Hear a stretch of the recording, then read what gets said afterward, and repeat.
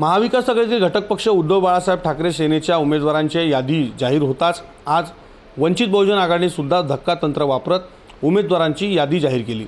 या यादीमध्ये एक नाव पुढे आलं, यवतमाळ वाशिम लोकसभा मतदारसंघातील उमेदवार सुभाष पवार यांचं। सुभाष पवार हे मूळ काँग्रेसी आणि त्यानंतर त्यांनी शेती आणि उद्योग व्यवसायातून वंचितची कास धरली। आपल्यासोबत बोलण्यासाठी यवतमाळ वाशिम लोकसभेचे वंचितचे उमेदवार सुभाष पवार आहेत। काका, कशा पद्धतीने हा तुमचा प्रवास होता? एकदम एकाएकी तुमचं नाव उमेदवार म्हणून जाहीर झालं, काय सांगाल? कसं झालं म्हणजे मी सर्वसाधारण कुटुंबातला व्यक्ती आहे। डोलारी माझं गाव आहे दारव्हा तालुक्यातील, आणि शेती आणि गरिबी मी जवळून पाहिलेली आहे। सर्व शेतकऱ्याची हालत मी पाहिलेली आहे। आणि पहिले मी काँग्रेसमध्ये काम केलेलं आहे। काँग्रेसमध्ये जिल्हा परिषद निवडणूक लढवलेली आहे मी बोरी सर्कलमधून। आणि सर्वसाधारण जो हे वंचित वर्ग आहे, आपला मागासवर्गीय वर्ग आहे, यांना न्याय मिळवून देण्यासाठी म्हणून माझी उमेदवारी आहे। आणि मी बाळासाहेबांचे आभार मानतो, त्यांनी माझ्यावर विश्वास टाकला आणि ही उमेदवारी मला दिली त्यांनी। निश्चितच यातून प्रगती होईल। आणि म्हणजे बाकी मागासवर्गीय समाज आहे, SC समाज आहे, ST समाज आहे, OBC समाज आहे, शेतकरी वर्ग आहे, आणखी आपले सुशिक्षित बेरोजगार आहे, यांना न्याय मिळवून देण्याचं काम माझ्या हातून करता येईल ही अपेक्षा आहे मला।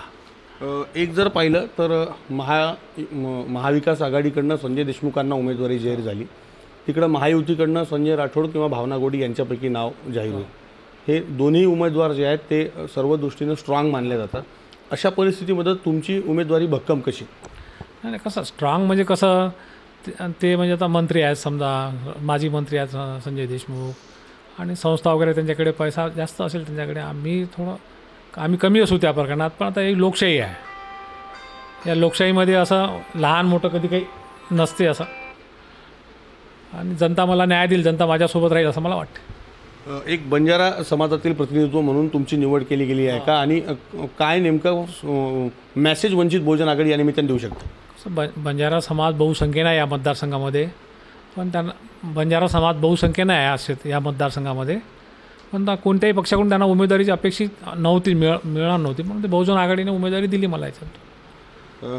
तर हे होते न्याय देण्यात येईल याच्यात असं वाटते मला। तर हे होते वंचित बहुजन आघाडीचे उमेदवार सुभाष पवार। बंजारा समाजाचा उमेदवार वंचित बहुजन आघाडीच्या रूपानं या ठिकाणी देऊन एक धक्कातंत्र जे आहे ते वंचित बहुजन आघाडीनं या संपूर्ण यादीच्या निमित्तानं जे आहेत ते मांडलेलं आहे। विवेक गावंडे, TV9 मराठी, यवतमाळ।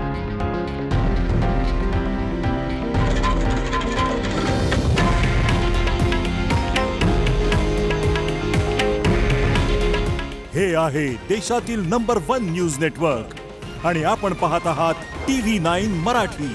काळजी तुमची, हित महाराष्ट्राचं।